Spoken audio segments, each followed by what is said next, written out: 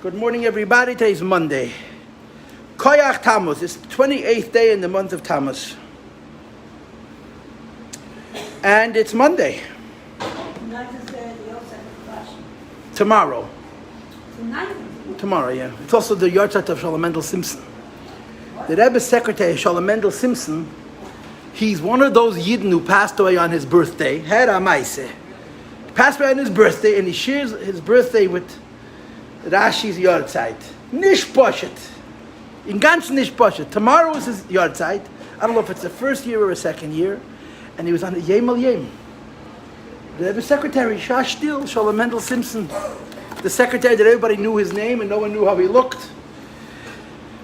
Oh, but that's tomorrow, it's not today. Good morning. There's copies of the Sicha here if you would like to follow textually.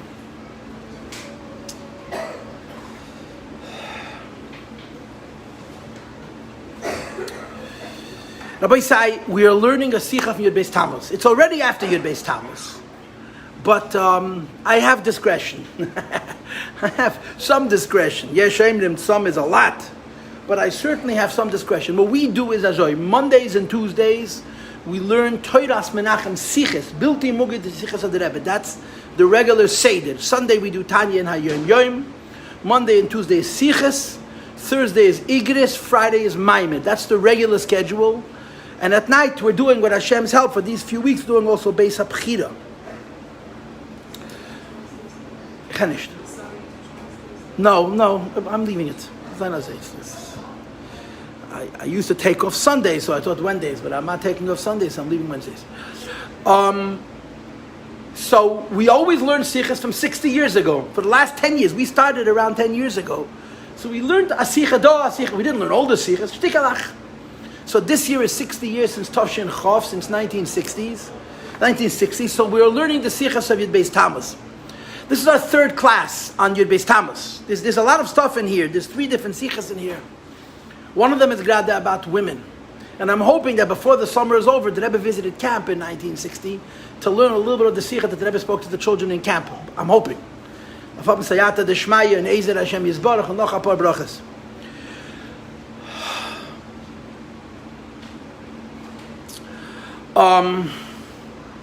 we're on page 196. 196.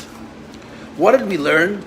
The Sicha starts with a story, which the Rebbe tells in enormous detail, very bepratius, that when the Friedrich Rebbe turned 15, the Rebbe Rashab brought him to Lubavitch on his birthday, which was a Thursday, and he took him to the oil, and he said that he's taking him to an Akedah, and he made with him a Krisus Bris, a covenant, and he told the Friedrich Rebbe, who was the grand old age of 15, that he's making him his personal secretary for alle inyonim von askonos tziburis, for all matters of public service.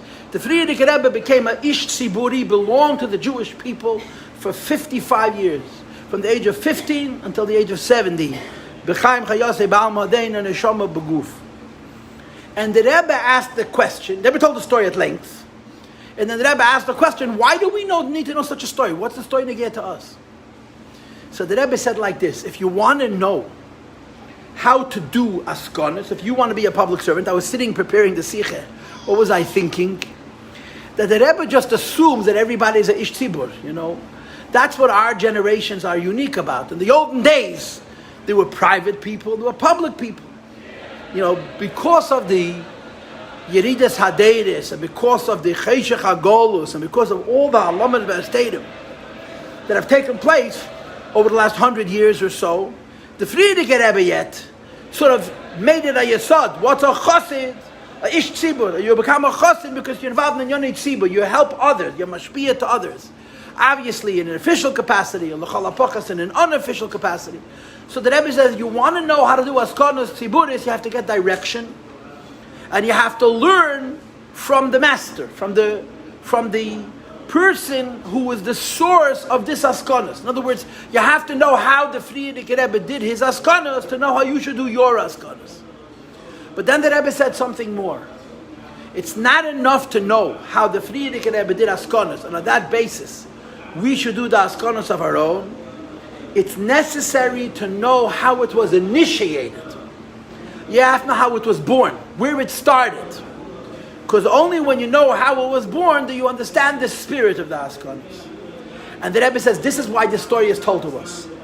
The story of what happened to the Frierdiker Rebbe on his 15th birthday is the story of how he was introduced to Inyonim Tziburiyim, how the Rebbe Rayatz, the Frierdiker Rebbe, was introduced to global affairs, to public affairs, because knowing how he was introduced contributes to understanding how the work must be done. What is the point? What happened on that date? On the day the Frierdiker Rebbe was made into a Nish Tzibur, that sets the stage for how people who come after him have to learn. So the Rebbe said the key word is the word Ratzon. I'm teaching you these classes, so I'm preparing the Sichas. And after I prepare the Sicha, I teach it. After I teach it, I edit it. After I edit, I put it up. So I think about it a lot. I have time to think about the Sichas. This is just my job. I come here, I teach. So before I prepare and after I edit, I'm always thinking. So I was thinking about this. What did the Rebbe Rashab tell the Frierdiker Rebbe? What did the Rebbe Rashab tell the Frierdiker Rebbe? He was 15 years old. He brought him to the Oyel. He didn't tell him before what was going to happen. It was a surprise. He did not tell him before what was going to happen. It was sprung on the Frierdiker Rebbe. He came to the Oyel. He had no idea why he was there. His father started to cry. So he cried. When they were by the Oyel, he still didn't know why he was there until his father said, Ich nehm mein Sohn zu der Akede. That's when he found out why he's there. He wasn't given warning. It wasn't like by Yitzchak Avinu, Elikim Yidalei Haseh Liyayla. Kama. Bni. The Frierdiker Rebbe wasn't, and Vayelcha Shneim Yachtav. There was no Vayelcha Shneim Yachtav. He didn't know. And then by the Oyel, the Rebbe says, I'm taking you to an Akeda, and he made to him a Krisis Bris. And he tells him, you have to have Mesiras Nefesh Vaskonos Tziburis. For public service, you need Mesiras Nefesh. Du weißt, was heißt Mesiras Nefesh? You know the meaning of Mesiras Nefesh? Azeh you nicht anders. This way and no other way.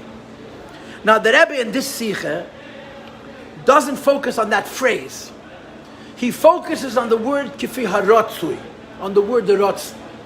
And he explains, Al Pi Chasidus, that the definition of the word Ratzon is that it's Lamayla Mitam. Will is above Tam. And because the Ratzon is above Tam, you can't change it. And you cannot do it halfway. Lemechza, Lishlish, Vilirvia. Either you do it right or you didn't do it at all. And I was thinking about this a lot. You know, I told you this last week that the Rebbe said that when you have a fire burning, you have to pour water on the fire. Do you look to see if the water is clean or dirty? No, as long as it can put out the fire. But make sure it isn't kerosene, you know. Make sure it's not neft. It's going to make the fire worse. The Rebbe Rashab is explaining to you, you're going to be a Ish Tziburi. You're going to work on behalf of Klal Yisrael. Why are you going to work on behalf of Klal Yisrael? Because Klal Yisrael has hardships. Klal Yisrael has Schwierigkeiten, difficulties. Some of the difficulties are physical. Some of the difficulties are spiritual. Some of the difficulties include a physical aspect and a spiritual aspect. And you want to help people. You want to help, the bottom line, you want to help people. So what are you going to think? Let's make the help as easy as possible. You're an ish tzibur, you're not thinking about yourself. You're thinking about other people. How are you going to help other people? So what's going to be your thought process? If I want to help other people, what's the quickest and easiest way to help people? If you want to help people, you want to make it happen quick and good, you make compromises. You make pshara. Yeah, I want a kid to go to a Jewish school, so I'll make compromises on the definition of what's Jewish and what school that the kid should go into a Jewish school. So the Rebbe says that's not askan tibur. No. Azeh nitander.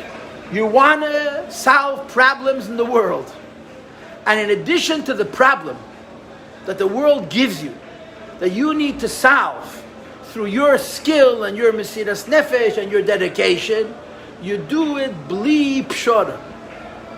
In other words, the Rebbe Rashab is telling the Frierdiker Rebbe, I'm giving you the most difficult job, and I'm telling you to do it in the most difficult way. It's not only that you're involved in askonas tiburis, it has to be a zeyn nitandish. And if you think about this, this is superhuman. This is mamish superhuman. It's really superhuman. To tell a person to try and save Yidden from Shmad, and tell him, for example, men and women can't sit together, have to be separate.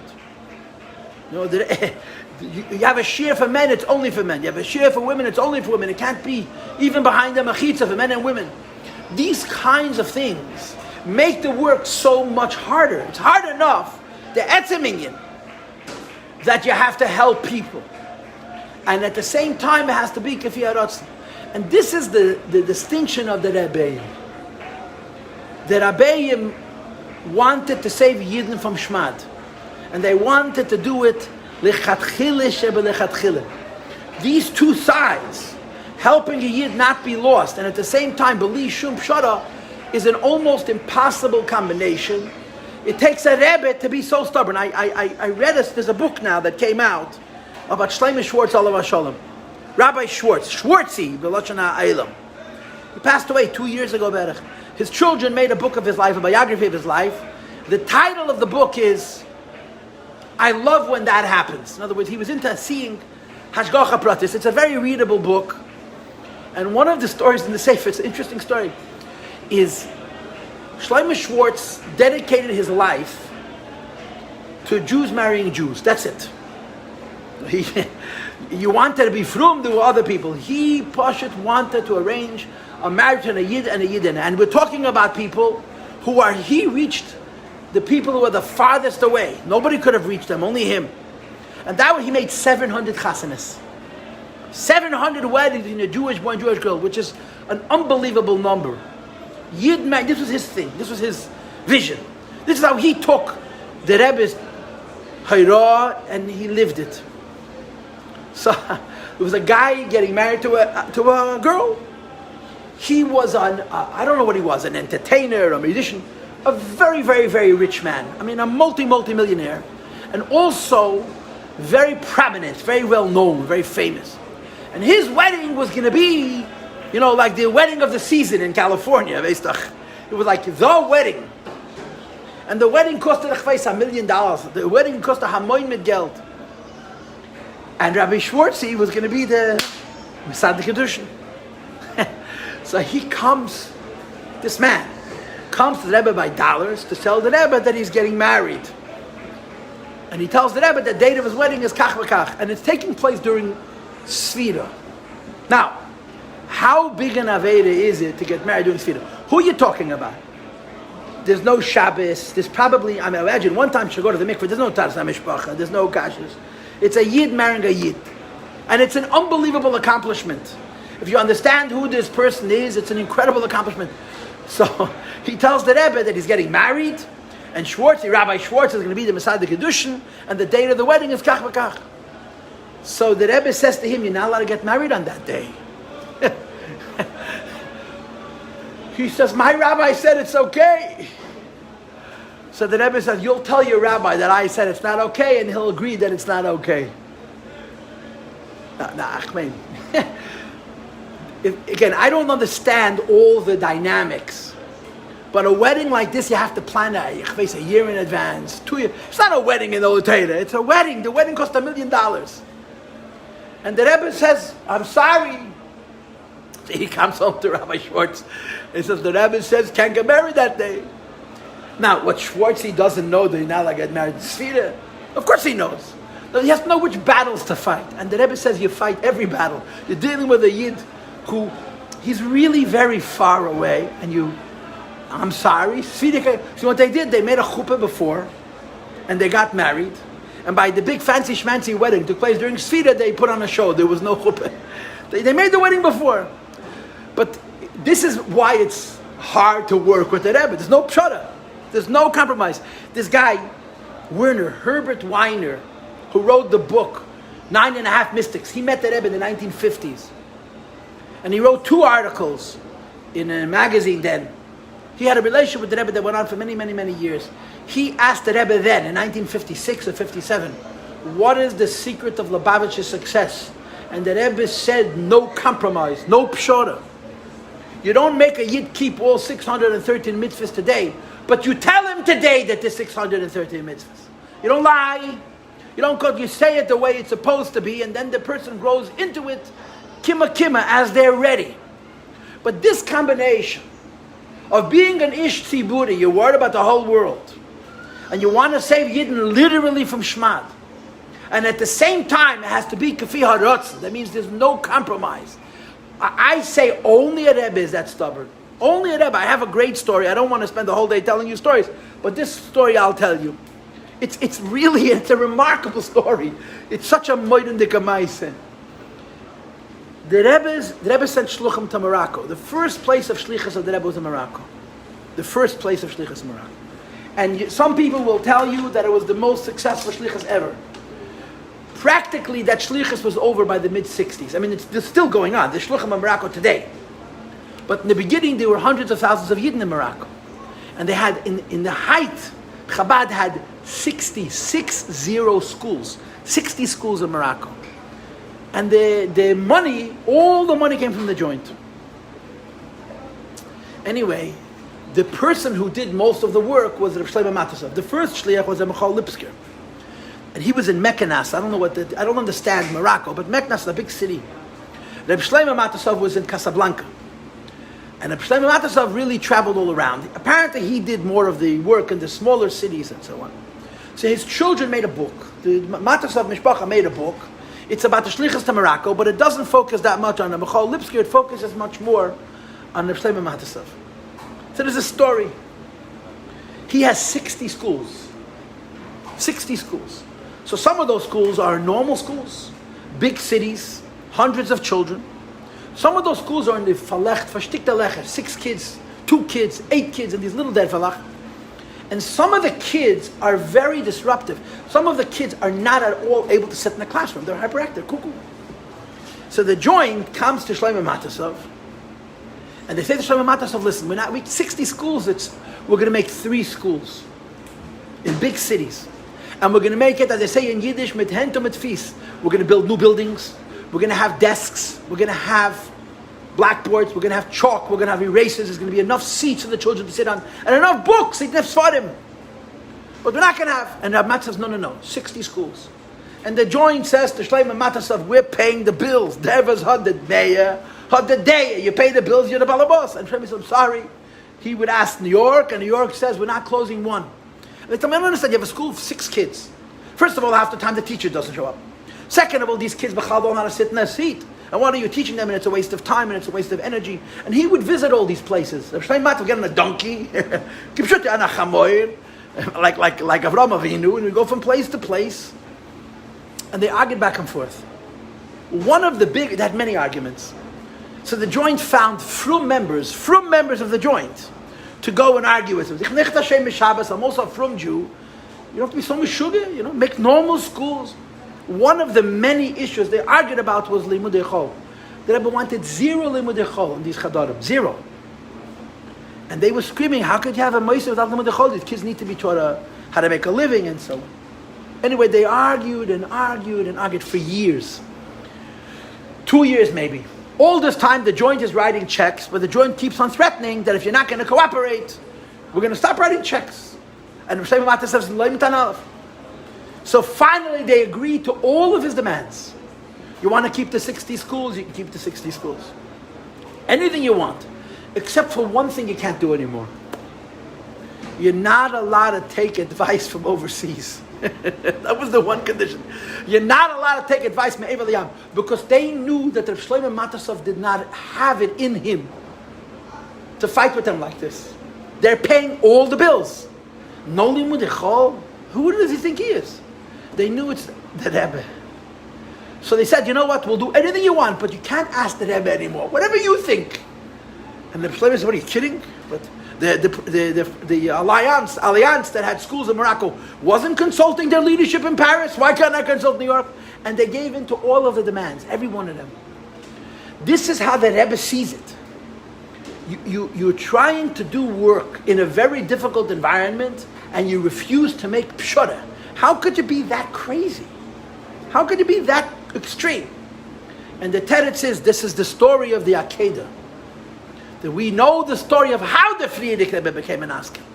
Because it teaches us this principle of Azoy Nishan. And believe me, I'm standing here, I'm teaching the class. I don't think this is easy. It's almost impossible, or maybe actually impossible, for a shliach to be in the world and have to raise money from the people who live in this community and try to give them Yiddishkeit and to say we're not making pshara. It takes a Rebbe. It takes a Rebbe or a real iskashas in a Rebbe to not bend in these inyanim. And let's continue to read. I just talked away most of the shir, but let's learn. Sif Yud Gimel, bottom of 196. Valzeh, page 196. Valzeh Meire Umazme Kvei Kedushat Mudish Masei so the Rebbe Rashab explains. Shehahachono la'aveda, the preparation for this work. Pshurim inyan shal akeda, it's connected to it of an akeda, being bound, tied. Krisus bris, a covenant. Umesiras nefesh. Kach v'lei acheres. The Rebbe uses all four expressions that the Rebbe Rashab used. Akeda, Krisus bris, Mesiras nefesh, and then in Yiddish, Azeh you nicht anders. This way and no other way. Ve'ein afgemine b'makarach hadavar. It makes no difference what the issue is. Yitachen chadavar karach b'aleis kesev. It could be that this akeda and krisus bris and mesiras nefesh and kach v'lecheres is going to cost money. Koiches, it's going to cost energy. Zman, it's going to cost time. And then he adds adle mesiras nefesh a pale. It may cost lives. Avala yes. But whereas that he has a simple sentiment, an understanding, it can't be any other way. So then, Einaf Gemina makes no difference. How much damage it's going to cost and how much loss it's going to bring. Because he knows it can't be any other way. When the Frierdiker Rebbe came to America, that was his shtel. He's not going to bring Yiddishkeit to America. He's going to bring that Alter Heim to America. He said it from the first minute. I want America to be like Russia, like Poland. In other words, it shouldn't stop being more Yiddishkeit. It should be the same traditional Yiddishkeit, what's called Teira Tmima, only Teira, nothing else. There's no America. Just that there was no Poland in Poland, there was no Russia in Russia, there's no America in America. And for this you need a Rebbe. Only a Rebbe. A mensch can das nicht beweisen. A human being is affected by his environment. The examples of Avraham Avinu. Teres HaChasidus Madgisha Kamapam Chassidus explains. I say Inyan Hamyuchad Shal B'Mesiras Nefesh Shal Avraham Avinu. Top of 197. What was unique about Avraham Avinu's Mesiras Nefesh? Shalei Chipesh Mesiras Nefesh. He wasn't looking for Mesiras Nefesh. Rabbi Akiva, the Gemara says, it's in the Ma'amar Basalagani. He said, Masa Yav Rabbi Akiva wanted to be Mesiras Nefesh HaKiddush Hashem. He says, it says in the Torah, V'ahavta Hashem l'kecha b'chol levavcha b'chol nafshecha, afilu neitlas nafshecha. It's a Mishnah in Befereshes in Masechta Brachos that a person is supposed to love Hashem to the point of Mesiras Nefesh. And then, when he was sitting in jail, and they were going to kill him, as they did, and the Talmidim said to Rabbi Akiva, how could the Eibishter allow this to happen to you? You're Rabbi Akiva. And Rabbi Akiva said, Kol yomai nitzarti. I'm reading every day, V'ahavta Hashem l'kecha b'chol nafshecha. Which means, I can't do it. So now the Eibush sends it to me, I'm going to say I don't want it. The even from Mesiras Nefesh. Says the Rebbe, Avraham wasn't looking for Mesiras Nefesh. Avraham was looking for Afat Samayonis. Says the Rebbe, Shalechibish Mesiras Nefesh, he was not interested in Mesiras Nefesh. Elayada, he knew, Shetafkida, his mission is, Lefarsam Alukus Ba'elam, to teach all about the Eibush. It can't be any other way. And the Rebbe says in Yiddish, Azei unitandish. Ubemela, therefore, even when this approach is connected to the test of Urkazdim, they threw him into fire, which is of course at the end of Pashas Neach, then the later test, including the last test, which is of course the hardest test of all. Says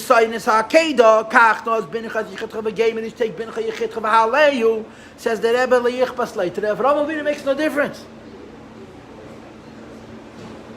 Why? Because his mandate, his hashkafas olam, his shlichus is azay nitandish.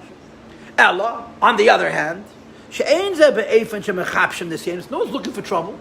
Fakert, if it's easy, I'll take it. Leizu haisa avedasa shel Avraham Avinu v'loy b'zeh yamunach. Avraham wasn't thinking about being tested. Avraham was not saying, Yippee, Hashem gave me a test, so I was able to overcome a test. None of that. In Yanehu lefarsam alakus b'elam, his mission was to teach the world about Hashem. Be'efen sheyesh lezacheres, and it has to be this way, no other way. Ube'efen kazan, in this way.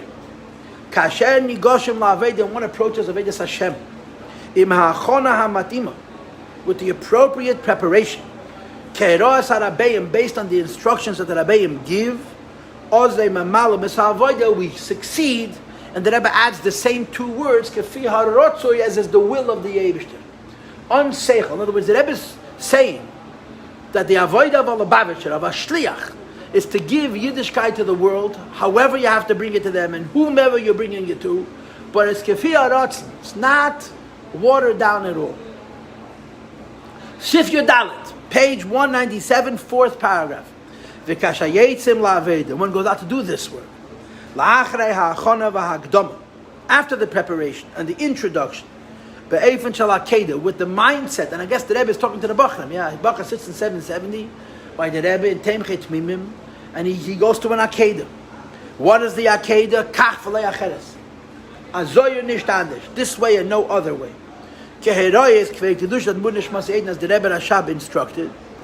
Ozei mizgala, then it becomes revealed. Shakol hakoshim.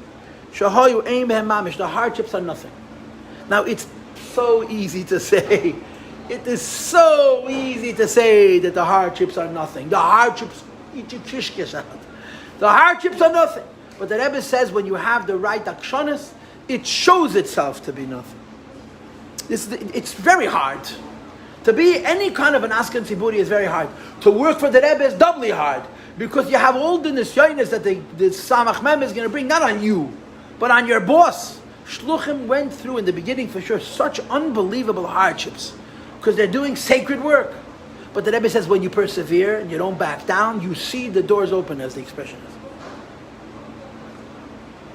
And then he says, Kishem Shahaya b'Nisayin Akedah. Go to the Akedah. What happened by the Akedah?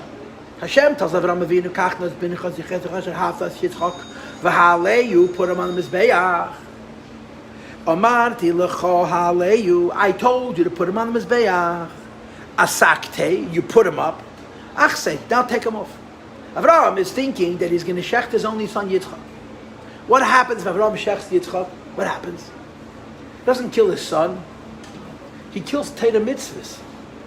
He kills the next generation. Yitzchak was going to be the next Rebbe, the next Manig Ha'olam. You can't call him Manig Yisrael. He was going to teach Goyim Lahavl in his generation how to serve Hashem and not worship idols, just like Avraham Avinu taught his generation how to serve Hashem and not worship idols. Avraham is murdering his own legacy. Avraham is killing his future.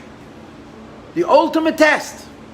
Destroy not your physical life, but your spiritual purpose. And at the last second, the Eibush is enough. Take him off. In other words, this is a mashal for the idea that after you stand on principle, you see that the Nisayin is nothing.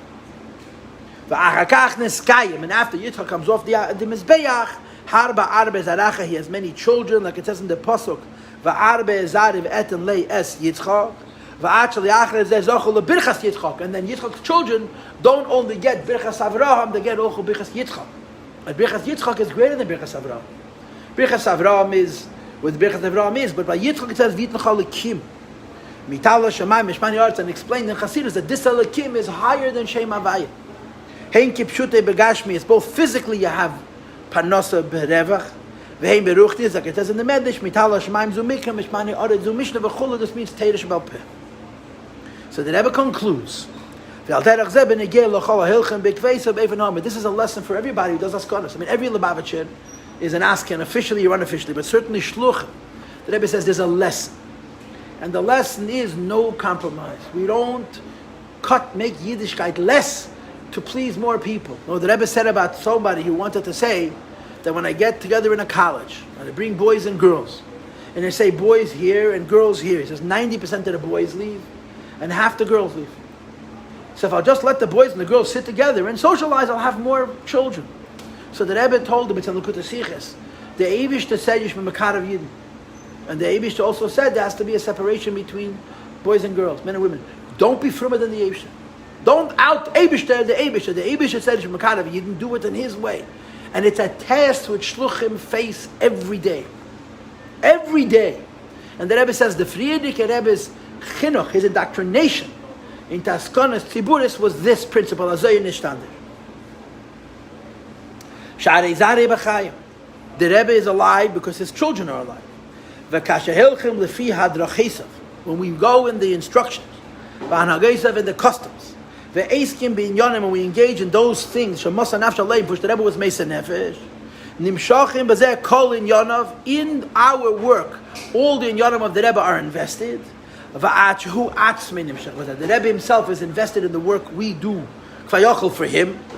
Al derech ma'ameh Chazal, Kol Talmud Chacham, B'she'ei Medav Shmuel Mipiv. When you repeat the words of a Talmud Chacham, he's saying it with you.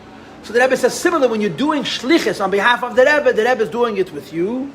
Kiven Shehei Minyonim, because we're talking about the kinds of things Shebehem Michnas Askal Atzmus, the Rebbe put himself into it entirely.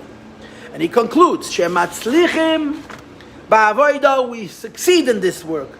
L'maliyas hatafke, to fulfill the purpose, sheitilu, which was placed upon us, ba'afotas hayadus, in spreading Yiddishkeit, ad la'afotas hamayonis, and spreading Chasidus, she'agia gam l'chutz, also to the outside. And I'm going to do this quick. V'inyan ze nase be'efen de v'yitel l'chol l'kim mitala shmai mishmani ha'oretz, all the brachas begashmis u'beruchnis behesam lakach, inconsistent with the fact, in concert with the fact, Sha'aveda ba'askanas ha'klal b'nyonim gashmi b'yanim ruchni, that we're involved in askanas and gashmis and ruchnias, be'efen de harache v'piyichav amalei. You open up your mouth and the Eibishter fills it. Hein b'negel archava, in great breath, b'vana b'asag b'ten learning Torah, like it says in the Gemara. As well, with the Rashi, the Mefarshim say, Kol taivas libicha v'mayla v'mayla adlabatamata, that we merit the harchava in tala shamayim mishmani, or the gavisidish bona chayim ezenya revicha. Okay, tomorrow we're going to learn the next Sicha, which is on page 208. Okay, thank you.